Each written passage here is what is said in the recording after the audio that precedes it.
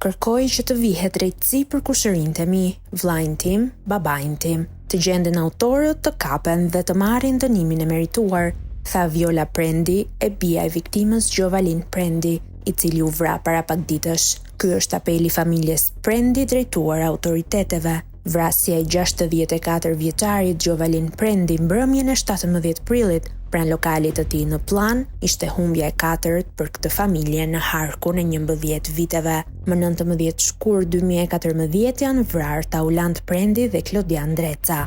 10 vite më vonë në 9 maj në Afin u ekzekutua Sidorel Prendi, i njohur edhe me emrin Roan Brahimi, dhe më 17 prill u ekzekutua jati i tij, i cili për ikjen e nipave dhe të birit priti nga shteti gjetjen e autorëve që janë ende anonim. Një orë pas këtij krimi në Tiranë, ndodhi një atentat me 4 të plagosur që u dyshua se në shënjestër ishte bashkëshortja e Sidorel Prendit, por për familjen, ky ishte një dyshim i pabazë, pasi e veja e tij në ato momente ndodhej në Lezhë dhe kjo zhurmë ka lënë shenjë tek fëmijët e vegjël. Policia ka hedhur dyshimet se vrasja e Gjovalin Prendit lidhet me të shkuarën e të birit Sidorel Prendi, i cili sipas bluve, megjithse jo zyrtarisht, dyshohet për krime të ndryshme, si atentati ndaj Brillant Martinajt, vrasja e Gentian Bejtes e të tjerë. Por familja ka një tjetër version dhe flet me emra për autorët.